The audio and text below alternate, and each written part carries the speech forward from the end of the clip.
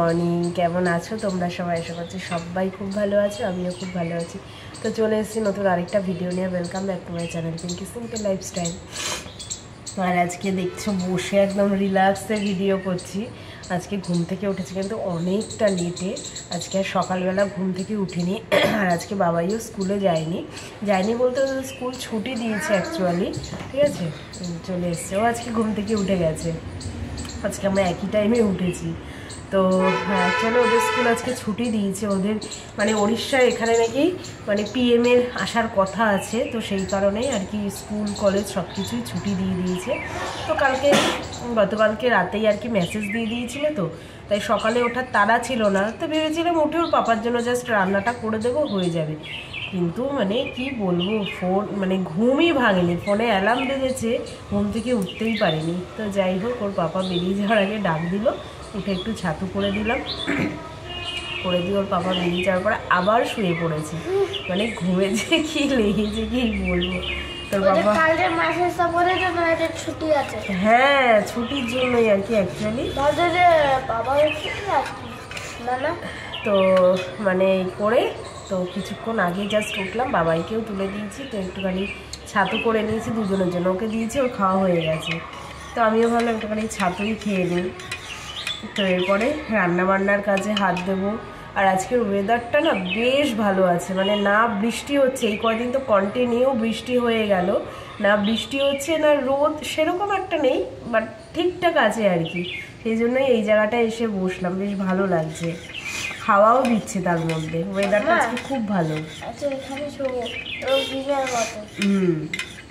তো মানে ঘুমটা না একদম সলিড হয়েছে, চোখ মুখ দেখে বুঝতে পারছি পুরো ফুলে গেছে আর কি, পুরো সলিড ঘুম হয়েছে। মানে এইরকম যদি ঘুমানো যায় না তাহলে সারাদিন না আর ওরকম ক্লান্ত ক্লান্ত লাগে না। আর সকালবেলা উঠি তো অন্য দিন, সারাদিনটা যেন পুরো ক্লান্ত ক্লান্ত লাগে। তো যাই হোক, এখন বড় কাজ হচ্ছে, এখন বড় কাজ হচ্ছে রান্না বান্না করা। কি রান্না করব তাই ভাবছি।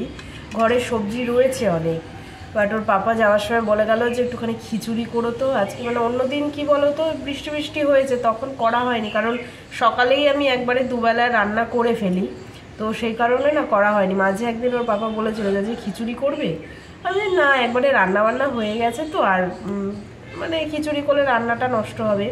তো আজকে যেহেতু রান্না হয়নি তাই ওর বাবা বলে গেল একটুখানি পারলে খিচুড়ি করো। দেখি কুমড়ো টুমড়ো নেই ঘরে, ওই চাল ডাল আলু দিয়ে ভাবছি একটুখানি খিচুড়ি করে নেব।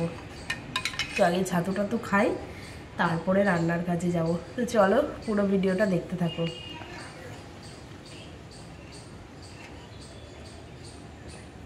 ছাতু খাওয়া হয়ে গেছে।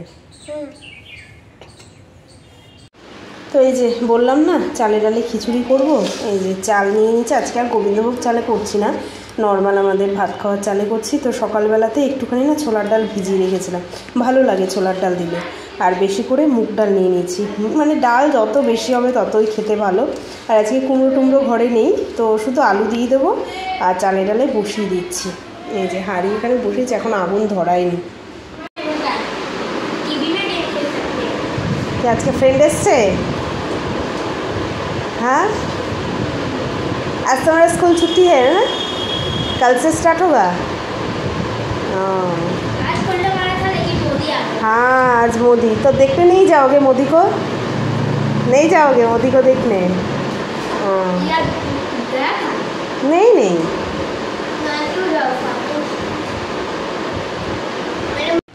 খিচুড়ি আমার পুরো রেডি, আর একদম এক কড়াই হয়েছে। তা যাই হোক দুই বেলা হয়ে যাবে আর কি। আর বাবার ফ্রেন্ড এসছে, ওকেও দিয়ে দেবো। আর এই যে একটুখানি পাঁপড় ভেজে নিয়েছি, তো আর লাস্টলি দেবো একটুখানি ঘি, বাড়ির থেকে নিয়ে এসেছিলাম না, পুরো বসে গেছে। তো লাস্টে একটু ঘি দিয়ে দেবো, ব্যাস পুরো রেডি আমার খিচুড়ি। চামচা করে দিই, আর যদি খাই একটু ডিম অমলেট করে দেবো, ব্যাস। আর আজকে খিচুড়িটা বেশি একটা পাতলা হয়নি, একটু গাঢ় গাঢ়ই হয়েছে। হয়ে গেল শর্টকাটে, তবে খেতে ভালো লাগে কিন্তু। তবে একটু বৃষ্টি বৃষ্টি ওয়েদার থাকলে বেশি ভালো হতো। তো ঠিক আছে, দারুণ হয়েছে।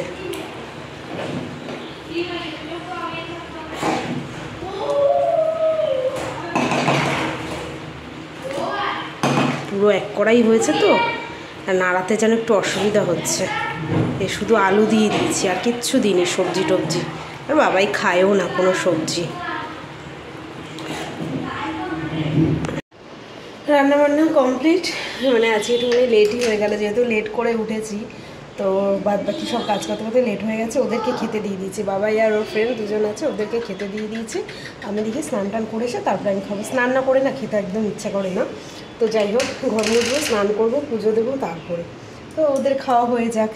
আর গরম গরম খিচুড়ি বেশ ভালোই লাগে। ওয়েদারটা আছে আজকে মোটামুটি আর কি, মানে রোদ নেই, এটা একটা ভালো। চলো কাজ সেরে নিই। তো এই হচ্ছে দেখো আজকে আমার দুপুরের মেনু, খিচুড়ি আর পাঁপড় ভাজার। খিচুড়িটা কিন্তু একদম বসে গেছে, এই খিচুড়ি খেতেও কিন্তু ভালো লাগে। গুড ইভিনিং, এখন বাজে বিকেল 5টা। তো রেডি হয়ে গেছে দুপুরে খাওয়া দাওয়ার পর, আর মানে আসাই হয়নি। তো একটুখানি ওই ফোন টোন দেখছিলাম, আর মানে রেডি হয়ে বেরোচ্ছি একটুখানি দেবযানীর সঙ্গে। ও বাড়ি গিয়েছিলো আর আমরাও বাড়ি গেছিলাম। তো অনেক দিন ছিল আর কি ও আসার পরে, তো আজকে ফোন করলো, বললো চলো, আজকে ওয়েদারটা ভালো আছে, কারণ গত 3 দিন ধরে তো বৃষ্টি বৃষ্টি মেঘলা মেঘলা হয়ে রয়েছে। তো সেই কারণে কেউই বেরোতে পারেনি, বাচ্চা কাচ্চাদেরও মন স্বাভাবিক আর কি, ঘরে থাকলে যা হয় আর কি। তো ছেলেও একটুখানি পার্কে যাবে করছিল, তো বললো চলো তাহলে বেরোই। তো বেরোবো, কিন্তু কোথায় যাবো এখনও ঠিক করে, পার্কেই হয়তো যাবো একটু, দুটো বাচ্চাটাকে নিয়ে। তাই একটু রেডি হয়ে গেছে, বাবাই বেরিয়ে গেছে, গেট খোলা, বাবাই বেরিয়ে রাস্তার সামনে দাঁড়িয়েছে।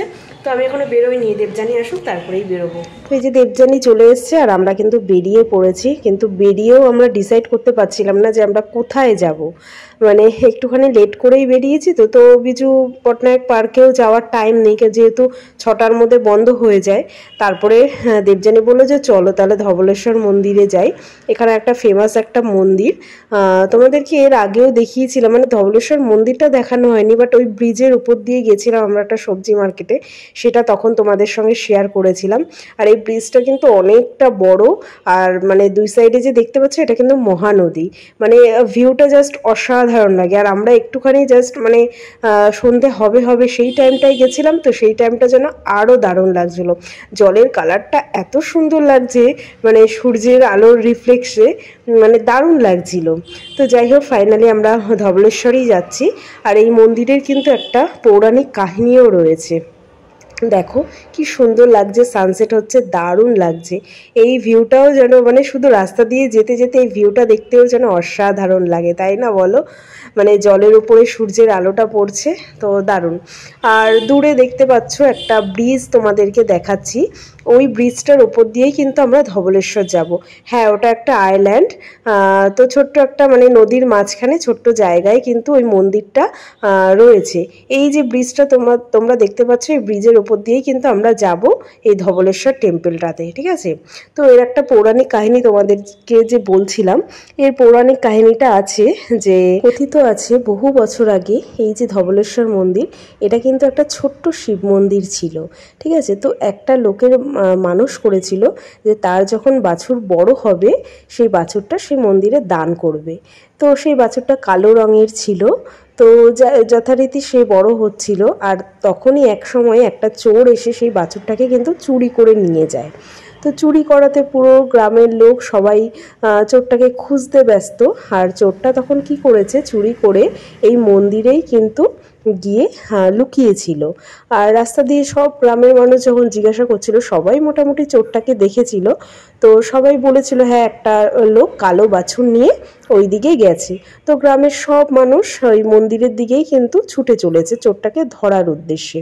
আর তখন চোরটা সেই মন্দিরের ভেতরে কালো বাছুরটাকে লুকিয়ে রেখেছে এবং শিবজিকে ভীষণ প্রার্থনা করছিল যাতে শিবজি তাকে বাঁচিয়ে দেয়। আর তখন গ্রামের সব মানুষ চোরটাকে দেখতে পেল এবং ওকে জিজ্ঞাসা করলো যে সেই কালো বাছুরটা কোথায়। বাট চোর তো চোরই, সে কিছুতে স্বীকার করছে না। তখন দেখলো যে মন্দিরের ভেতরে দরজা বন্ধ। সবাই যখন সেই দরজাটা খুললো তখন দেখতে পেলো সেখানে কোনো কালো বাছুর নেই, একটা সাদা বাছুর রয়েছে। তো সে যেহেতু কালো থেকে সাদা হয়েছে এবং শিবজি তাকে বাঁচিয়ে দিয়েছে, সেই জন্যই কিন্তু এই মন্দিরের নাম ধবলেশ্বর হয়েছে। যেহেতু সাদা মানে ধলা বা ধবল বলা হয়, সেই থেকেই এই মন্দিরের নাম কিন্তু ধবলেশ্বর হয়েছে। মানে চোরের প্রার্থনা সেটাও শিবজি শুনেছে, সেই থেকে কিন্তু এই মন্দির ভীষণ জাগ্রত মন্দির হিসাবে রয়েছে। তো আজকে আমরা এসেছি হচ্ছে ধবলেশ্বর মন্দির। এখানকার অনেকটাই জাগ্রত মন্দির। এর আগে আমি একবার এসেছিলাম, তো দেবযানী অনেকবার এসছে। তো আজকে এই মন্দিরটাতে আসলাম অনেক দিন বাদে, অনেক দিন আগে এসেছিলাম এই মন্দিরটাতে।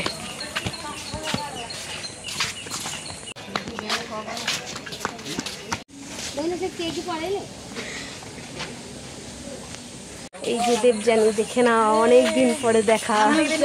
হ্যাঁ, ওই হচ্ছে দেখো মন্দিরের চূড়া।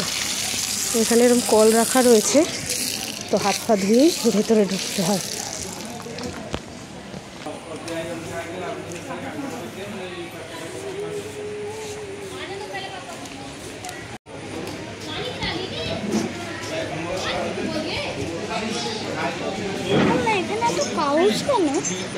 কোথায়? এই যে তোমাদেরকে যে গল্প বললাম, এখানেও দেখো অনেকগুলো সাদা কালো বাছুর রাখার। মন্দিরের যে মেন গেট, এখানেও কিন্তু একটা কালো বাছুর আর সাদা বাছুর রাখা। যদিও ভেতরে ক্যামেরা অ্যালাউ নয়, তো এইটুকুই জাস্ট তোমাদের সঙ্গে শেয়ার করতে পারলাম। তো মন্দিরে শিব ঠাকুর দর্শন করে আমরা দেখো এই জায়গাটায় এসছি। ওই ব্রিজটা থেকে দেখাচ্ছিলাম, এই ঝুলন্ত ব্রিজটা। কি হয়েছে? এই ঝুলন্ত ব্রিজ দিয়েও কিন্তু একটা রাস্তা রয়েছে, সেদিক থেকেও আসা যায়। আর গাড়ি নিয়ে, স্কুটি নিয়ে বা অটো যেটা করে আসতে গেলে ওই আমরা যেই ব্রিজটা দিয়ে আসলাম ওটা দিয়েই আসতে হয়। তো এটা কিন্তু পরপর পুরো দেখা যায়।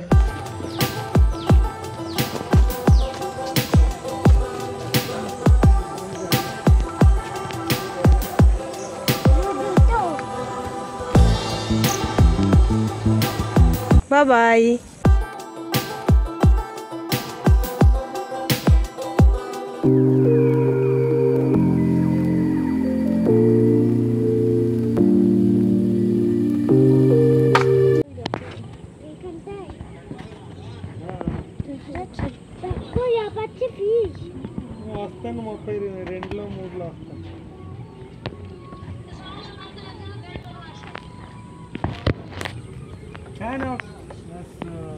এই হচ্ছে ব্রিজটা।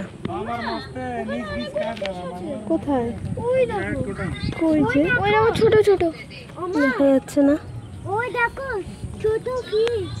অনেকগুলো টার্টেল। এই দেখো একটা টার্টেল, তোমরা দেখতে পাও? এই দেখো, হ্যাঁ হ্যাঁ হ্যাঁ, এই দেখো একটা টার্টেল। অনেকগুলো এরকম ঘুরে বেড়াচ্ছে। কি টার্টেল? হ্যাঁ হ্যাঁ, অনেক রয়েছে, প্রচুর।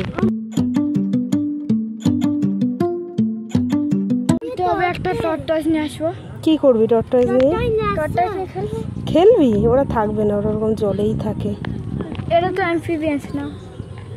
এই একটা ছোট্ট বেবি, অ্যাকোয়ারিয়ামে যে ওই একটা ছোট্ট বেবি, আম্মা অ্যাকোয়ারিয়ামে যায়। এই একটা ছোট্ট বেবি। ওই দেখো,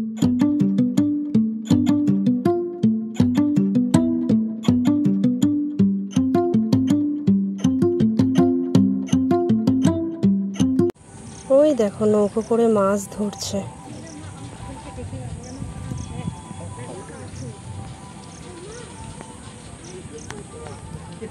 দেখো মাছ ধরছে।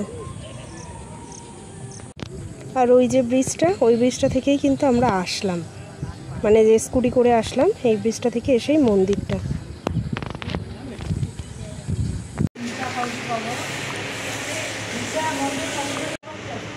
এটা কিন্তু প্রসাদ নেওয়ার ঘর, এখানে প্রসাদও পাওয়া যায়।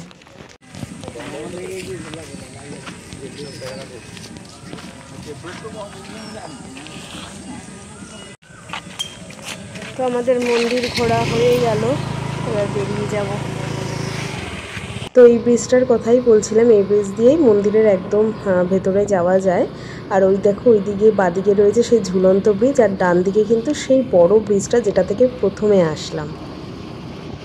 আর এই হচ্ছে কিন্তু মন্দিরের মেন গেট।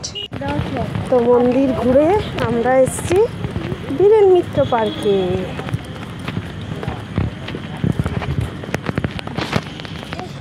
এদিকে বাবাই এটা করছে, আর রিও এটা চড়ছে, তাই তো? হ্যাঁ, কোনটা? না, ভেঙে যাবে না। কোনটা? না না ভাঙবে না, এটা শক্ত আছে।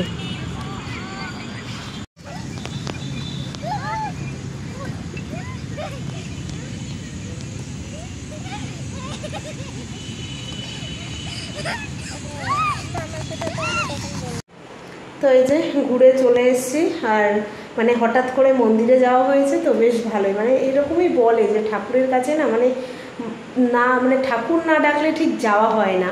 অনেক দিন ধরেই ভেবেছিলাম যে যাবো, পাপাকে নিয়েই ভেবেছিলাম যাবো ওই মন্দিরটাতে, মানে বহুদিন আগে গেছিলাম, আমার মারা এসেছিলো এখানে, তখন একবার মাদেরকে নিয়ে গেছিলাম, তারপরে আর যাওয়াই হয়নি। মানে এখানে এত দিন আছি, মানে ওই মন্দিরে আর যাওয়াই হয়নি, ওই একবারই যাওয়া হয়েছে।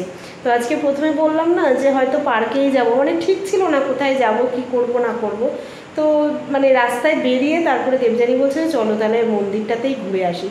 তো গেলাম, বেশ মানে দর্শন হয়ে গেল। ওটা হচ্ছে কি একটা শিব ঠাকুরের মন্দির, তো বেশ ভালো, ওটা খুব জাগ্রত মন্দির এখানকার আর কি, ধবলেশ্বর। তো খুব ভালো। তো ঘুরে টুরে পার্ক ঘুরে তারপরে একবারে রুমে চলে এসেছি। এখনও ড্রেস চেঞ্জ করিনি, ড্রেস চেঞ্জ করবো। তো কালকে তো আবার বাবাইয়ের স্কুল রয়েছে, আজকে তো ছুটি ছিল, তো কালকে আবার স্কুল রয়েছে, কালকে স্যাটারডে। তো আবার সকাল সকাল উঠতে হবে, মানে এরকমভাবে ধাপে ধাপে স্কুল থাকলে না অসুবিধা হয়ে যায়। কন্টিনিউ স্কুল থাকলে একটা রুটিনের মধ্যে চলে আসে যে হ্যাঁ সকালে উঠতে হবে। আজকে যেরকম সকালে উঠতেই পারলাম না, তো যাই হোক মানে এই আর কি চলছে। স্কুল থাকলে কি একটা তাড়া থাকে যে না আমাকে উঠতেই হবে, আর স্কুল ছিল না তো প্রথম থেকেই ভাবছি যে না দেরি করে উঠলে হবে, কিন্তু ওই দেরি করতে করতে দেরিই হয়ে গেছে, আর উঠতেই পারিনি। তো যাই হোক চলো আজকের মতন ভিডিওটা এখানেই শেষ করছি। কেমন লাগলো অবশ্যই কমেন্ট করে জানাবে, ভালো লাগলে একটা লাইক করে দেবে, যারা নতুন দেখছো তারা চ্যানেলটাকে সাবস্ক্রাইব করে দেবে। আজকের মতন এখানেই tata, bye bye, good night, dream. দেখা হচ্ছে কালকে নতুন একটা ভিডিওর সঙ্গে। Bye bye.